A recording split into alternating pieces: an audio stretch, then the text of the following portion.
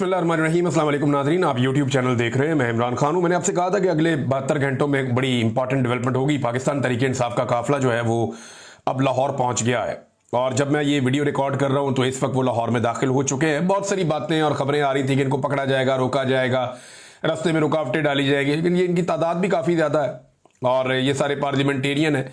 अब हर पार्लियामेंटेरियन जो है वो एक गाड़ी में है तो उसके साथ भी 2-4 लोग हैं, साथ एक आधी गाड़ी और भी है, तो ये सैकड़ों गाड़ियां बन जाती हैं और बड़ी तादाद में ये लोग पहुंचे लाहौर में।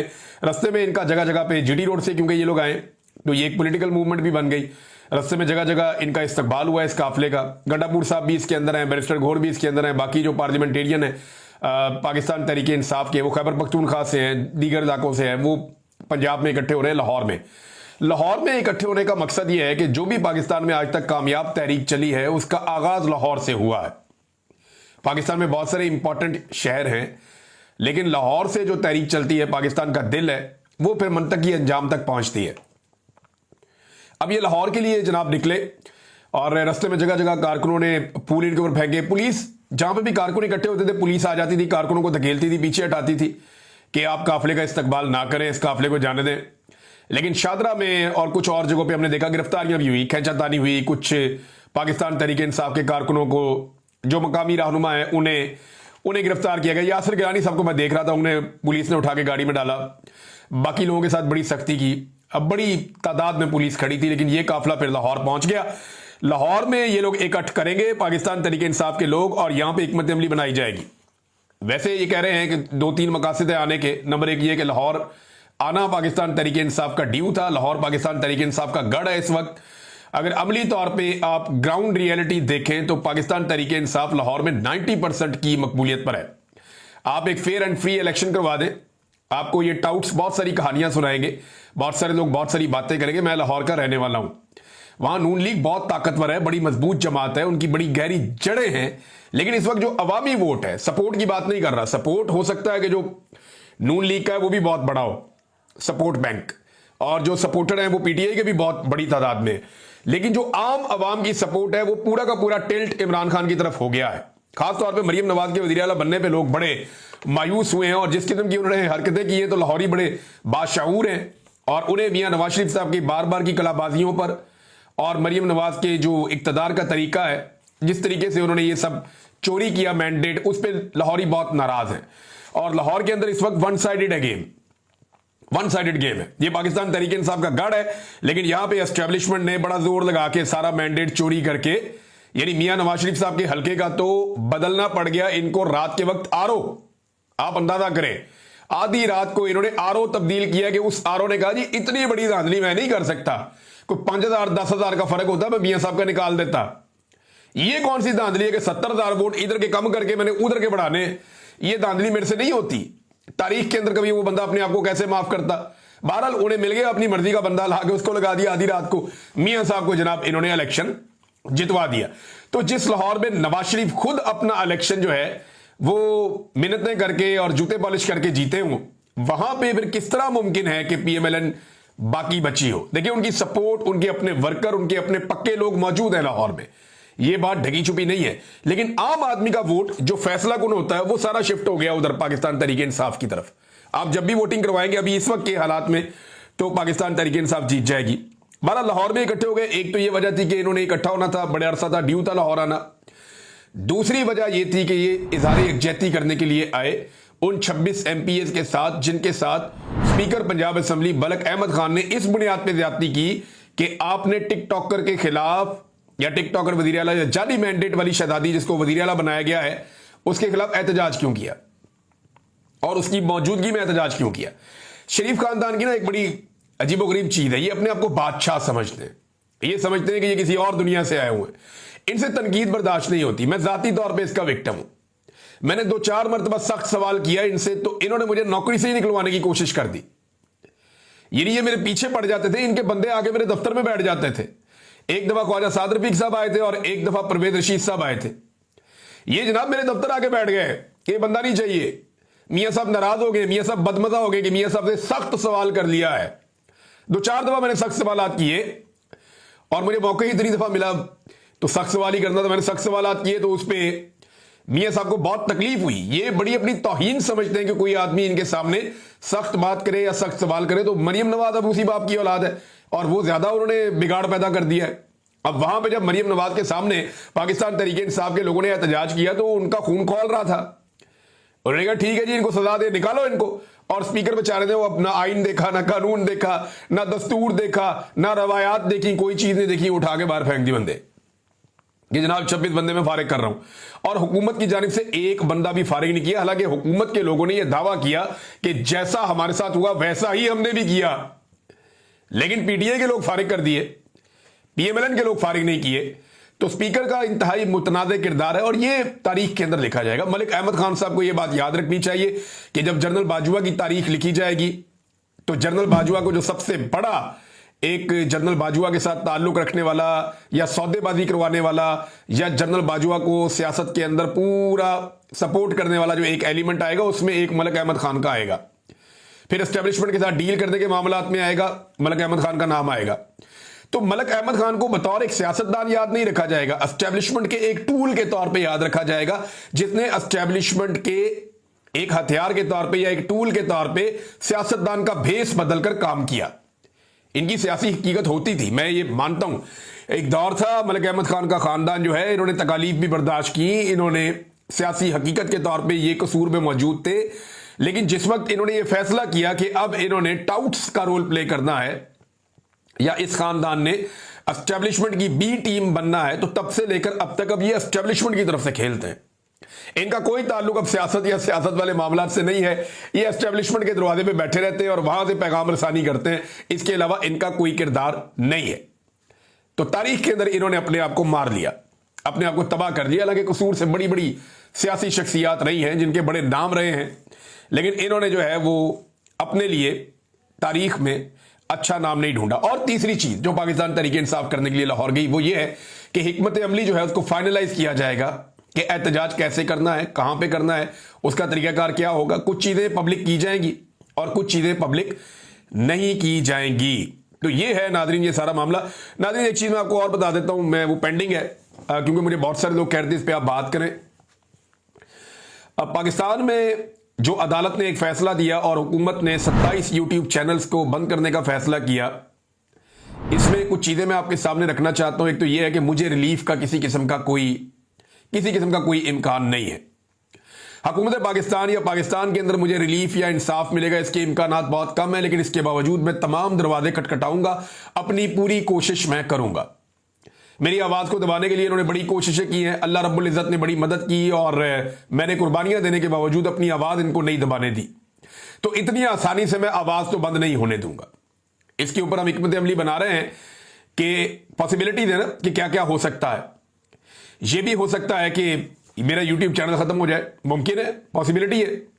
तो तब मुझे क्या करना है उसके ऊपर भी हम काम कर रहे हैं। इन केस पाकिस्तान में बंद कर दिया जाता है तो तब क्या करना है उसके ऊपर भी हम काम कर रहे हैं। पाकिस्तान में तो वैसे ही बंद है, इन्होंने फायरवॉल लगाई हुई है और बड़ी मुश्किल से लोग उसको देख पाते हैं। और जब मुकम्मल तौर पे अगर ये बंद करवाने में कामयाब हो जाते हैं तो फिर एक नई स्ट्रेटेजी बनानी पड़ेगी कि उसमें क्या करना है। तो मल्टीपल चीजें हैं जिन्हें हमें देखना पड़ेगा। अदालत क्या फैसला करती है, कैसे इंसाफ मिलता है, ये सारी चीजें मेरे सामने हैं। और जब भी कोई एक ऑर्डर होता है ना अदालत का, जब टेक्निकल बुनियाद पे उस ऑर्डर को फारग किया जाता है तो सबकी हद में वो ऑर्डर फारग हो जाता है। लेकिन यहां पे अदालत चुन चुन के बंदे बता रही है कि जी आज इन 2 का कर दिया, आज इन 5 का कर दिया। तो ये एक्चुअली मुझे पता है ये क्या हो रहा है और मैं अच्छी तरह जानता हूं। सिद्दीक जान ने मुझे पैगाम भेजा, उन्होंने कहा जी मैं अपनी जो अपील है वो वापस ले रहा हूं। मैंने कहा जी क्यों? कहते जी मैं इसलिए वापस ले रहा हूं कि ये नामुनासिब लगता है कि मैं अपना चैनल बचाऊं पाकिस्तान में रहते हुए, और जो आप लोग पाकिस्तान से बाहर हैं, साबिर शाकिर भाई हैं, दीगर लोग हैं, मैं हूं, आप लोगों के चैनल तबाह हो जाए, जो होगा सबके साथ ही होगा। तो मेरी सिद्दीक जान साहब से गुजारिश है कि आप जरूर अदालत से वहां जहां पे रिलीफ थोड़ा बहुत भी मिलता है आप रुजू करें, क्योंकि कोई तो आवाजें जो हैं वो बाकी रहनी चाहिए और आप बात करते रहे। और मैं इतने आराम से इनको करने नहीं दूंगा, पहले भी बड़ी कुर्बानी दी है, इस लड़ाई को लड़ेंगे और इतनी आसानी से अपनी आवाज बंद नहीं होने देंगे। अब नाज़रीन, लापता अफराद के हवाले से बात की थी कल चीफ जस्टिस ऑफ पाकिस्तान ने, और उनके साथ सारी की सारी कमेटी बैठी थी। तमाम हाई कोर्ट्स के चीफ जस्टिस साथ बैठे हुए थे, सुप्रीम कोर्ट ऑफ पाकिस्तान के चीफ जस्टिस भी बैठे हुए थे। वहां पे उन्होंने कहा कि हम बर्दाश्त नहीं करेंगे जबरी गुमशुदगियों को या लापता अफराद के मामले को, और इसके ऊपर जनाब ये करेंगे वो करेंगे, प्रेशर नहीं लेंगे। हालांकि आज भी लोग लापता होते हैं। आज की वीडियो देखें, उन्होंने कल कहा जनाब हम ये बर्दाश्त नहीं करेंगे, आज अदालत के अंदर से बंदा जो है वो अगवा हो रहा है। ये वकील साहब जा रहे हैं और वकील साहब कैमरे के अंदर मीडिया से बात कर रहे हैं, और ये पीटीआई के लोग हैं, और इनकी बैक साइड से एक बंदे आते हैं सादा कपड़ों में, एक बंदे को एक कमर से पकड़ता है, एक साइड से पकड़ता है, एक बंदा पीछे से धक्का देता है, घसीट के ले जाते हैं अगवा करके। अंदाजा करें आप, यानी सरेआम अदालत के अंदर से बंदा अगवा हो रहा है। कल चीफ जस्टिस ऑफ पाकिस्तान कह रहा है कि मैं जबरी तौर पे गुमशुदगियां लापता लोगों को नहीं होने दूंगा, और आज देखिए आप जबरी तौर पे सादा कपड़ों में लोग, ना कोई वारंट, ना कोई कागज, ना कोई पत्थर, ना दिखाया, ना अपनी शिनाख्त करवाई, ना ये बताया तुम्हारा जुर्म क्या है, बंदा पकड़ा, घसीटा, गाड़ी में डाला, ओ गए कैमरों के सामने अदालत के अंदर। ये चीफ जस्टिस साहब आपके इंसाफ के मुंह पे तमाचा है। कल जो आपने स्टेटमेंट दिया कमेटी बिठा के, सारे आपने हाई कोर्ट के चीफ जस्टिस साथ बिठाकर कहा कि जबरी गुमशुदगियों के मामले पे हम किसी किस्म का कॉम्प्रोमाइज नहीं करेंगे। आज आपकी अदालत के अंदर से घसीट कर सादा कपड़ों में लोग एक बंदे को लेकर चले गए। देखें, गिरफ्तारी होती तो इसका कानूनी तरीका होता ना। नहीं, गिरफ्तारी में यह होता है कि बंदे को पहले बताया जाता है कि आपको गिरफ्तार करने लगे हैं, किस वजह से गिरफ्तार करने लगे हैं, तो मुकदमा सामने लाया जाता है, वकील वहां मौजूद है, बाकी सारे लोग मौजूद हैं। ये पाकिस्तान में अंधेर नगरी चल रही है, चलती रहेगी। बहरहाल इस पे लापता अफराद के हवाले से जुनैद अकबर साहब ने एक स्टेटमेंट दिया और कहा तमाम आईजी साहिबान को हमने लिखा कि हमें हमारे लापता कारकुनान की मालूमात या उनकी रसाई दी जाए, लेकिन हमें नहीं दी गई कि हमारे कितने कारकुनान जेलों में हैं, जिसके लिए हमने अदालत में रिट दायर कर दी है। यानी इनके बहुत सारे हजारों लोग गिरफ्तार हो गए थे, तो तहरीक-ए-इंसाफ लिस्टें जारी करती थी कि हमारे अब 50 लोग जो है अब तक लापता हैं। आखिरी जो इन्होंने लिस्ट जारी की थी उसमें 30 से ज्यादा लोग लापता थे तहरीक-ए-इंसाफ के 26 नवंबर के बाद। उसके बाद से तहरीक-ए-इंसाफ चुप है, किसी ने कोई बात ही नहीं की। इमरान खान साहब कहते थे ये जो लापता अफराद है इनके हवाले से अदालतों में जाकर रिट करो। जुनैद अकबर कह रहे हैं कि हमने जनाब आईजी को भी लिखा है, अदालत में भी रिट की हुई है, हमारे बंदों का कोई पता नहीं चल रहा। तो चीफ जस्टिस ऑफ पाकिस्तान ये बंदे ही आप बरामद करवा दें। आपके हाई कोर्ट के तमाम चीफ जस्टिस बैठे हुए थे, वो करवा दें बरामद। पूछ लें उन इदारों से जो उठाकर ले जाते हैं बंदों को, या ढूंढ कर दें कि ये बंदे कहां गए, जिंदा भी हैं या नहीं है। बहरहाल ये पाकिस्तान तहरीक इंसाफ के कारकुन हैं, तो इसलिए इनके लिए इस वक्त पाकिस्तान की अदलिया के दरवाजे बंद हैं और किसी किस्म का इंसाफ इनको नहीं मिलता। बेचारों को अच्छा खासा रगड़ा लगा के फिर इनके ऊपर कोई जज एहसान कर दे कि जनाब ठीक है अब आप बाहर आ जाएं, तो वो फिर भी जज का शुक्रिया अदा कर रहे थे, सर आपकी बड़ी मेहरबानी। नाजरीन, एक और खबर, फजल रहमान साहब जो हैं वो एक ख्वाहिश का उन्होंने इजहार किया। वो जो उनकी ख्वाहिश है वो मैं आपको बता देता हूं कि फजल रहमान साहब ने एक्चुअली कहा क्या और गेम हो क्या रही है। देखिए, फजल रहमान साहब ने कहा कि मेरी तरजीह है कि खैबर पख्तूनख्वा में तब्दीली आए, लेकिन जिस जमात की अक्सरियत है उसी में तब्दीली आनी चाहिए। इन्हीं वगैरह पाकिस्तान तहरीक इंसाफ के अंदर दोबारा से जैसे पहले बनाया था ना राजा रियाज और बाकी ये बहुत सारे लोग इकट्ठे करके, फैसलाबाद से कोई थे, कोई जंग से थे, कोई इधर उधर से थे, ये सारे बंदे इकट्ठे करके पहले लोटे 20 बना के तो इमरान खान की हुकूमत गिरा दी थी और एक नई हुकूमत बना ली थी। अब वैसे ही वो चाहते हैं कि पाकिस्तान तहरीक इंसाफ खैबर पख्तूनख्वा जो है उसके अंदर एक रखना डाला जाए, उसको तोड़ा जाए और उसका फायदा उठाया जाए, अंदर ही एक तब्दीली लेकर आए। फजल रहमान साहब ये चाहते हैं। लेकिन गंडापुर साहब एक बात कहते थे कि फजल रहमान पे एतबार नहीं किया जा सकता क्योंकि इनका बाप भी इन पे एतबार नहीं करता था और वो ये कहता था कि इसके सामने मैंने बात नहीं करनी, ये मेरी बातें सुन के जाके बताता है एजेंसियों को। ये गंडापुर साहब की बात बड़ी मायूब लगती थी, लेकिन अब कुछ चीजें जो हैं वो बड़ी अजीब तरीके से सामने आ रही है। फजल रहमान साहब, मैं आपको एक बात बता दूं जो मेरे पास इंफॉर्मेशन है उसके मुताबिक, और ये फजल रहमान साहब की पार्टी के लोग भी जानते हैं और वो खुद भी कहते हैं, और मेरे पास जो इंफॉर्मेशन है वो फर्स्ट हैंड है। फजल रहमान किसी भी सूरत में किसी भी अपोजिशन के इत्तेहाद में एस्टेब्लिशमेंट की मर्जी के बगैर शामिल नहीं होंगे, ना कोई फाल किरदार अदा करेंगे। अगर एस्टेब्लिशमेंट शामिल हो जाए या एस्टेब्लिशमेंट जो है वो चाहेगी तो वो कदम उठाएंगे। फर्ज करें एस्टेब्लिशमेंट न्यूट्रल हो जाती है तो तब फजल रहमान साहब जो है वो अपना सियासी फायदा देखेंगे।